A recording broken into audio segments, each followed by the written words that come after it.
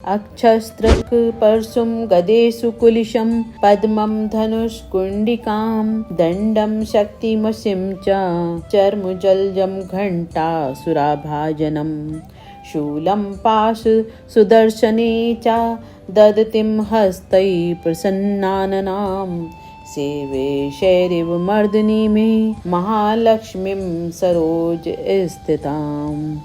मैं कमल के आसन पर बैठी हुई प्रसन्न मुख वाली महिषासुरमर्दिनी भगवती महालक्ष्मी का भजन करती हूँ, जो अपने हाथों में अक्षमाला, फरसा, गदा, बाण, वज्र, पद्म, धनुष, कुंडिका, दंड, शक्ति, खड्ग, ढाल, शंख, घंटा, मधुपात, शूल, पास और चक्र धारण करती हैं। आप सभी श्रोताओं का माँ की धरोहर चैनल पर स्वागत है। आप सभी धैर्य व प्रेम से कथाओं का श्रवण करते रहें। देवी भागवत की संक्षिप्त प्रमुख कथाओं में मैं आज भगवती शताक्षी शाकुंभरी माता की कथा का वाचन करती हूँ। आप सभी प्रेम व भक्ति पूर्वक सुने। प्राचीन समय की बात है।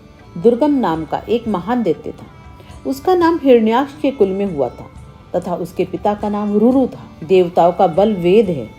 वेद के लुप्त हो जाने पर देवता भी नहीं रहेंगे। ऐसा सोचकर दुर्गम ने ब्रह्मा जी से वर पाने की इच्छा से उनकी प्रसन्नता के लिए बड़ी कठोर तपस्या की।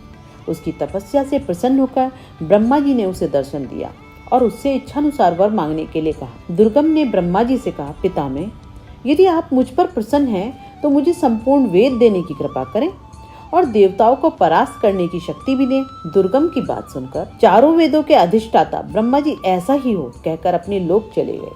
इसके परिणाम स्वरूप ब्राह्मणों को समस्त वेद विस्मृत हो गए। स्नान, श्रद्धा, होम, श्राद्ध, यज्ञ और जप आदि वैदिक क्रियाएं नष्ट हो गई। सारे संसार में घोर अनर्थ उत्पन्न करने वाली अत्यंत भयंकर स्थिति हो गई। देवताओं को हवि का भाग मिलना बंद हो गया, जिससे वे निर्मल हो गए। उसी समय उस भयंकर दैत्य ने अपनी सेना के साथ देवताओं की पूरी अमरावती को घेर लिया।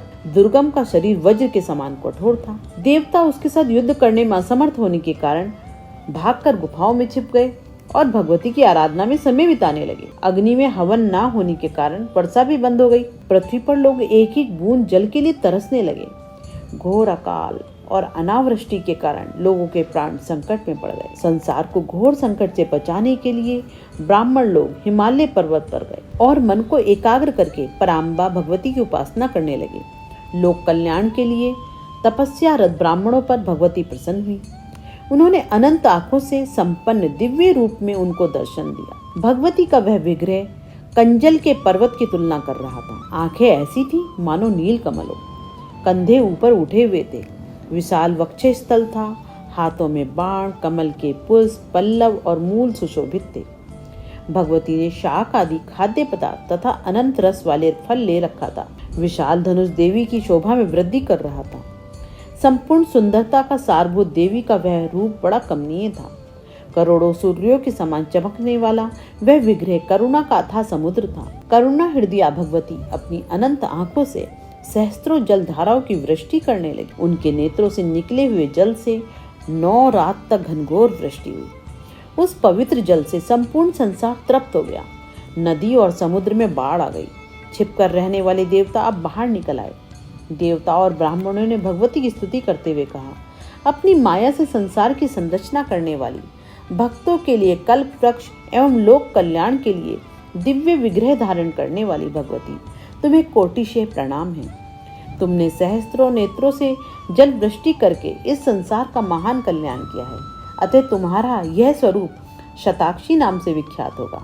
अंबिके, हम सब भूख से अत्यंत पीड़ित हैं, अतः तुम्हारी विशेष स्तुति करने में असमर्थ हैं।